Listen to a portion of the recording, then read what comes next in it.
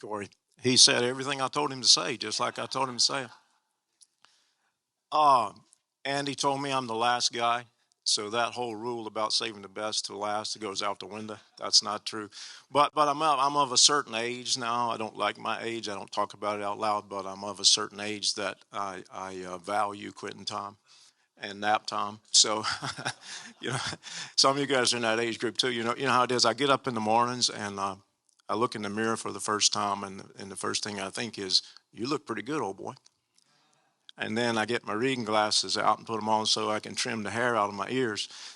And I say, "Oh my goodness, my dad came in the room." So, so, and then I get ready to go. I'm bending down to tie my shoes, and I think, is there anything else I need to do while I'm down here? So. But anyway, I'll respect your time. I'll make you a promise. I'll be interesting or I'll be quiet. One of the two. Is that fair? Um, God has blessed me in my life to, first of all, He chose me before the foundations of the earth. And I don't know why, but He's loved me with great patience and allowed me over my lifetime to do some pretty incredible things. I have a heart for ministry. I spent many years teaching, singing, writing music, writing sermons, speaking all over the country. And but He also gave me a gift to build, and mainly a gift for business and how to run business. And I don't claim any victories in that. He gave all that stuff to me, and He allowed me to do that. In the process of that, we've been able to work for over 350 churches in our 33 years of being J.H. Batton, based right here in Winston-Salem area. God's allowed us to do that. He's allowed us over that years to be one of the founding companies of the National Association of Church Design Builders. We were based in Arlington, Texas for many years, had 117 member companies nationwide, representing over 5,000 employees of companies that serve as churches in all kinds of ways, from designing churches, building churches, financing churches, capital stewardship groups, and things like that. So I've seen a lot. I've been able to do a lot and be in a lot of places. That's why I'm of a certain age, I guess. But I enjoy now. We still do business all the time. We still try to make money building all kinds of buildings, not just churches. That's how we buy the groceries and pay the bills. But I enjoy giving back. My staff is that way too, and we like helping out any way we can. So I want to talk to you today. Is that me? That's me up there. The title of that's a little deceiving. It says creating a budget for construction. I delegate a lot of tasks in my company. I didn't come up with the title, so I don't know if I'm going to stick with that or not. But anyway, I was thinking about that. The word budget. People ask me that a lot, and ask my guys, say, help us budget what we got to do for this, that, and the other. Well, I'm just going to tell you, budgeting for something. You tell me what you're trying to budget. It takes us about 5 or 10 minutes to give you a budget. That's not hard to do. I mean, budget's worthless. You got to dig in a whole lot deeper to come up with something you can count on. But to give you a budget, that's not hard to do. So I really feel like that there's other questions that should be asked first. So what I'm going to talk about for the next few minutes is more of a process that I think we should go through as churches that's a little smarter than just picking a direction and going out. A lot of you guys in this room are much smarter than me. I understand there's a lot of senior ministers here today, so I'm not going to try to tell you how to minister.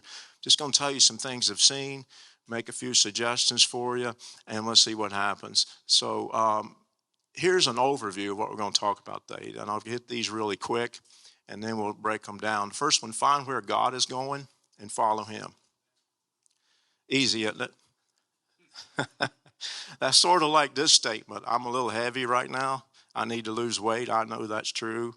That's easy to do. All I got to do is burn more calories every day than I take in for a lot of days in a row. That's easy, right?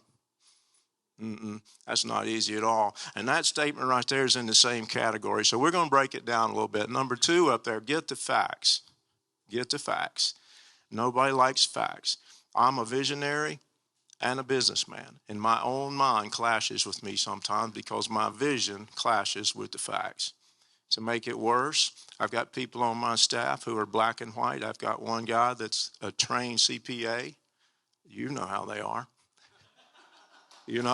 So I can come back in with all the vision in the world, and I can sit down so excited, and he'll shoot holes in it, and I'll crawl out the door underneath that little hole. We're going to talk about that. We're going to talk about merging faith with reality. We're going to talk about making a plan and then being flexible. So I want to jump into that. Not a very long slide presentation because we're just going to talk about some things. How do you find God's direction? The first one up there, ask Him. Ask Him. I have literally talked in my lifetime to thousands of churches, possibly tens of thousands. Less than half the time, they say to me, I have clear direction from God. Less than half the time I don't even hear, and well, less than half the time I hear the words, I think this is how God's leading us. So I'm challenging you with that. I'm not going to preach you a sermon. You let that sink where it ought to go. Make sure that what you're getting ready to do is not your direction. Not your direction. I thought of a pastor when I was writing this, and after I thought of him, 3 more pastors came to mind, so I think it's a little widespread. But this particular pastor, for years, every time I would see him, he would talk about that 1,000-seat auditorium he was going to build someday in the future. Every time we were together, whether we were talking about buildings or not, we were pretty good friends, and he always talked about that 1,000-seat auditorium. And that was right in his mind all the time. Well, you might say, well, God placed it there. Maybe He did. I don't know. But when time played out, they built the 1,000-seat auditorium. The pastor went away, and now they're struggling with 250 people in that 1,000-seat auditorium. So whose vision was it? I don't know. I make no judgment about that. But I've ran into a lot of people in my life, and they say this is where I know we should go. Not long ago, I was meeting with a group down in South Carolina. I won't mention who it was or where it was, but a group in South Carolina. I was dealing with a board, a committee. I'm not sure God ever initiated committees, but nonetheless, that's who we were dealing with. And there was one man on that committee that had a vision that he wouldn't move away from. Everybody else on that committee, probably 10 other people, I guess, thought that was the wrong way to go. We all agreed as the outside consultants coming in, that's the wrong way to go. But that one man had that vision that he'd carried with him for like 20 years or something like that.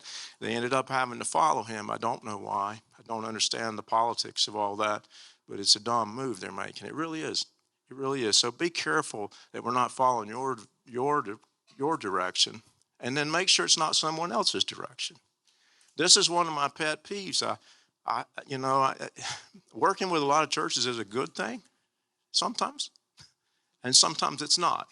I see things and I scratch my head and they say, well, this is working for so-and-so in California. This is working for so-and-so in Chicago. This is what this movement's doing. This is what that movement. What's God doing?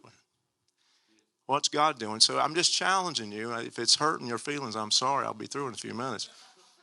And then the last part of finding God's direction, a very simple thing my pastor taught me when I was a boy. He said, don't move until you know what God wants you to do. That's pretty wise, isn't it? Stand still. Nobody ever got in trouble for standing still. It's when we step out. So anyway, you think about those things. You guys are preachers, not me. But my clicker, there we go. All right, getting to facts. This is the part we talked about. Visionaries don't like facts, but I'm going to talk about it in a minute anyway. I suggest you use professionals when you're getting ready to look at your property and what you can do, and I'll talk about that some more in a few minutes. But I suggest you bring in professionals early to help you evaluate things. People in America actually still believe that this is a free country, but it's not. And it hasn't been for many, many years, and most of it's come in under the heading of good titles like environmentalism and conservation and all this stuff. But every piece of property in our state and all the states that connect to us and many, many more are restricted in various ways that you have no idea unless you get some professional folks to look at it and help you understand. You could spend more under the ground on stuff you never see than you spend above the ground. And that's reality, unfortunately, in our world.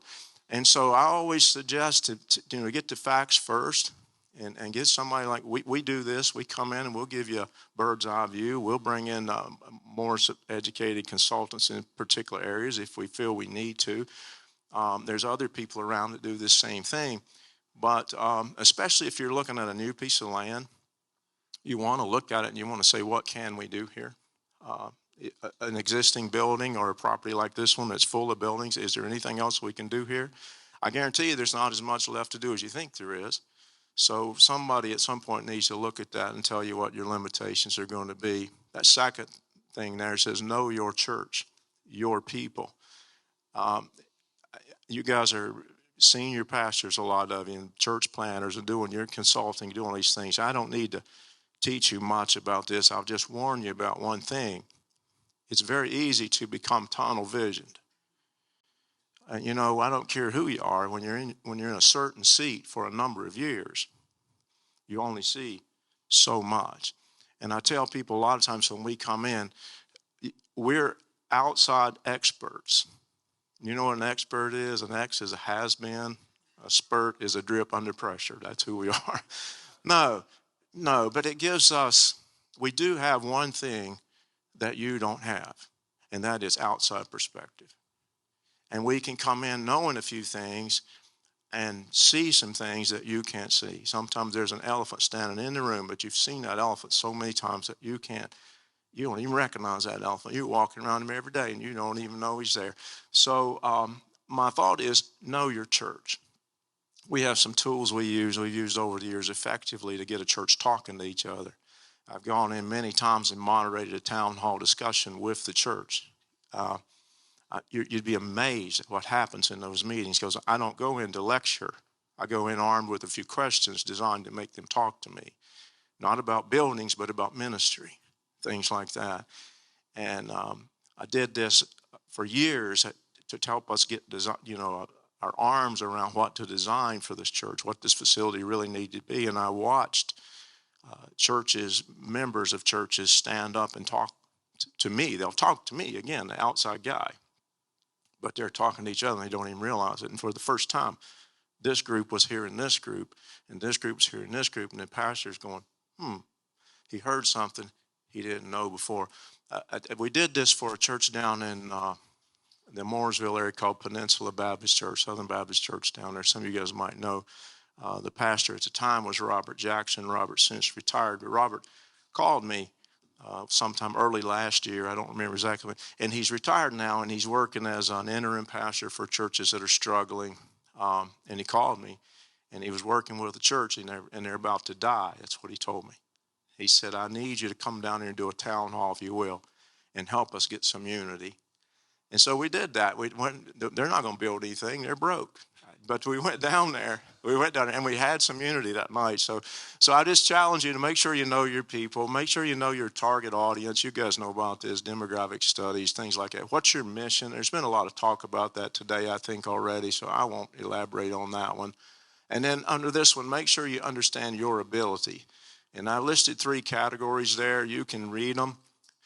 But 2 of them I'll accent. The second one down first is talents. I think it's good if we understand our gifts and what we're good at and what we're not, and stay in our lane.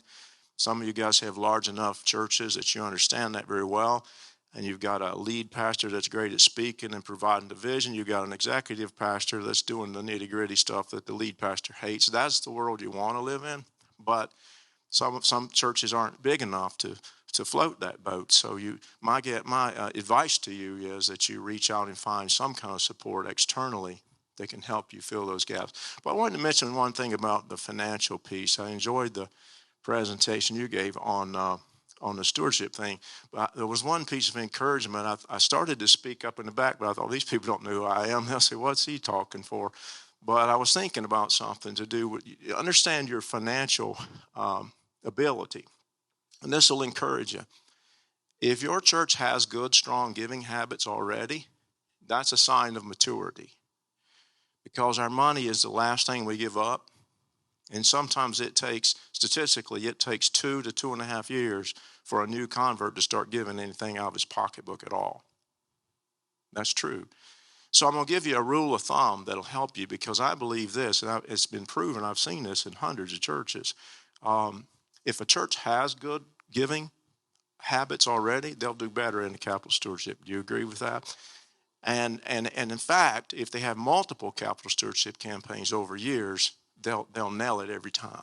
They'll be successful every time, unless there's a leadership issue or we're going in a bad direction. I'm throwing those out of the discussion for now. But I just want to give you something that'll help you. There's a rule of thumb I use when I'm helping to qualify a church financially and help them understand what they can afford. And it's a very simple math, okay? A national average is this. You could take your average Sunday attendance, and that includes babies and everybody, and multiply it times $1,000, okay? So if you have 100 people, that would be $100,000. 400 people would be $400,000. Easy math, right? What does that mean? That is the national average for giving for churches, okay?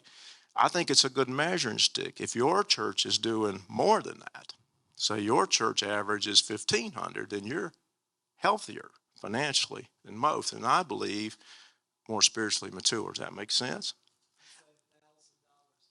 $1,000 a year. $1,000 annually per person. It's a rule of thumb. That's all it is. And it's if you take national giving data. We did this with Barna years ago and looked at all that data and went backwards on the math. Some people would say 1,200 is the average. I think 1,000 is easier math in my head. So I use that one. But I was with a church the other day, and I asked a question. I asked a leading question. I said, you have 400 people. He said, yes, sir. I said, so your annual giving is about 400. They look at me like I'm God or something. But this guy said to me, no, our annual giving is 800. I said, whoa, I need to sit down and talk to you a while. But why? Because that's a very healthy church. And I think that's a good indicator for you. And if you're that kind of giving, you've got that kind of maturity in your church, you'll do well in a capital stewardship campaign. I'm all about hiring somebody to come and help you with that. Anyway, let me move on. Then we got to merge faith with reality. I think you notice this is a progression. Understand where God's going and follow him. That's the main thing. And then the second part of that was get the facts. Okay, now we're getting a little closer to defining what we're going to do next. Merging reality with facts. These are some things I've noticed. Church leaders are visionaries. I've talked about that already. A person who is a total visionary hates facts. Now, a lot of people have balance, okay? Some folks are good. I'm a little bit good at liking facts, but I'm a visionary too. So some people have both, but most visionaries don't like facts. We're faith creatures. We hate the facts. We've had so many faith victories that if we're not careful, we'll trust a little too much and not think enough. I'm sorry, I'm preaching now. I don't mean to be. It's just something to think about and be careful. Remember when I said earlier, surround yourself with people this is what I see. And some of this might step on some toes. I'm going to say some of these things sort of quickly. But I've talked to thousands of churches in my career, and I've seen very few financial miracles. I'm just saying it like it is. I've seen very few financial miracles. Yet, I've been with many church leaders in my lifetime, and they want this big, huge vision, and they can afford this. We struggle and struggle and struggle to get them to a reality zone, and they won't come to that because they believe in that vision. Are you being critical, David? I am. I'll tell you why. When we lead our congregation down that path, we're going to defeat them. Okay? Now, I believe God can do anything he wants. I believe he could drop a $25 million check in the middle of this floor, but I've never seen him do it. What I have seen him do is use practical methods, practical rules of thumb. It is measurable. It's extremely measurable. And if we run in that lane, it doesn't mean we're ruling out some miracle he might do. He can still do it. But I believe he's going to be honored by the order of it all. Who's the author of confusion? He's not, right? I believe God would be pleased and happy with the order of it all. And if he wants to drop some handfuls on purpose into the pile, he certainly has the authority, the power, and the means to do that. But what we don't want to do is lead our church down a path of failure. So what I always tell people, if they want I'm picking numbers now, they don't mean anything. But if they want the $6 million deal and they can only afford 4, okay, I don't want to destroy that last $2 million worth of faith. But when I say let's design for 4 with a phase 2 that's 2 million, let's plan for both. But let's put the vision out there that this group can achieve together. And if they achieve it all, we're going to throw a big old party. Does that make sense to you guys? I've also found almost no exceptions from code officials. And that's getting worse. I still in 2023, I hear people say, well, we think we can get by with it. No, you can't. No, you can't.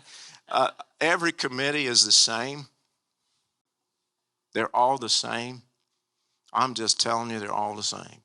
We have a joke about it in our company because we've met with hundreds of committees, maybe thousands, I guess, over the years.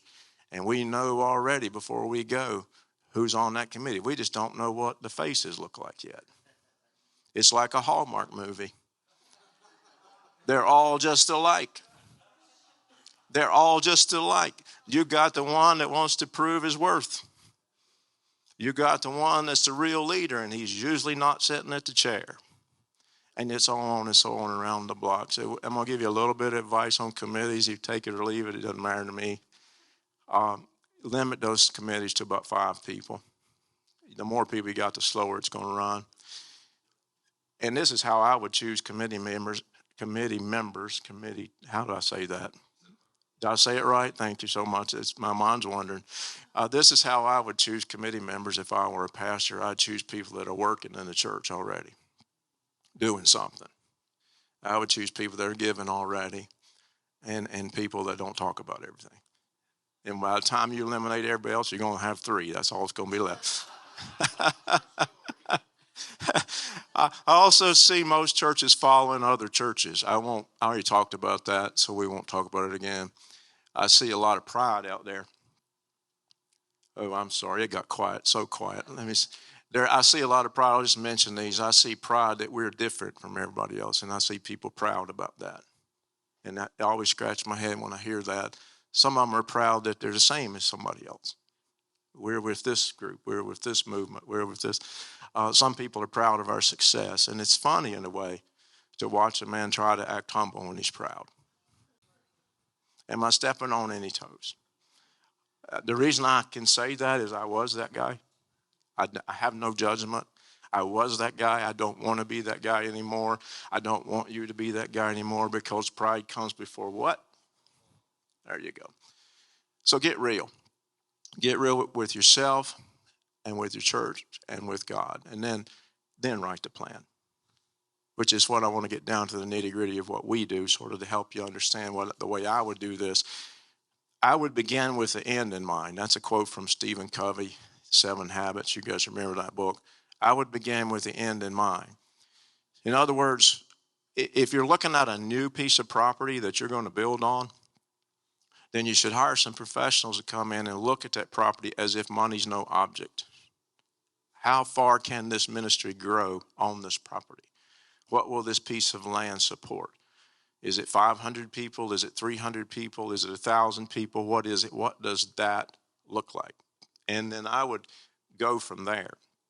Even if you're not looking at a raw piece of land, you're looking at an existing building, you still need to do the same thing. What ministry could we do in this existing building? How much expansion could we do on this property? We call that feasibility study for the land, because I'd like to see you do all that first. If a church calls me and says, we want to build a family life center, or we want to build a new worship center, or whatever it may be, we listen, but we also want to do this list. We want to look first, and we want to see what the whole thing looks like. Why? I think it's wise to lay out your whole campus, lay out your whole future. What can it be? We can grow to 2,000 people on this site, okay? What does that look like? And that we should sketch that out, not design all of that. I don't mean that. I'm talking about a low-cost sketch to say, okay, we could put a worship center here that would seat 1,000. We could put an education wing here that would accommodate 500, and here we go around the property. Why is that important? Because we got 200 people today. Why is that important? So that we don't spoil the land for the future. And so that whatever we do today fits within one of those boxes. And it's designed to be enlarged. It's designed to be expandable and those kind of things. And then work within that framework, plan for all the growth in all the ministries, and create a roadmap. And then I suggest, and I'm sort of wrapping up, that we be flexible in our space design, for now and for the future. I love this room that we're in because I can see 50 different uses this room could have. And that's the kind of thing I like to see churches do. That little area out there is the same kind of thing. You could have a whole separate meeting going on right there if you wanted to, a square dance or anything you want to have. You have it right there. But also, space should be, if you're a growing church, and most churches are, then the building should be designed so that it could be something else one day. And it doesn't have to be torn down to do that. It's structurally is created with that future in mind. Remember what I said, draw out the future. And then this is a little bit of advice, again, preachy again, I guess, but speak for God concerning his word, not this plan. In other words, be flexible. Don't be in stone. Don't say, okay, this is this way or nothing. We spent $5,000 on this plan 25 years ago. We're not moving from it. Well, that's not wise. That's true. But anyway, I think that's it for me.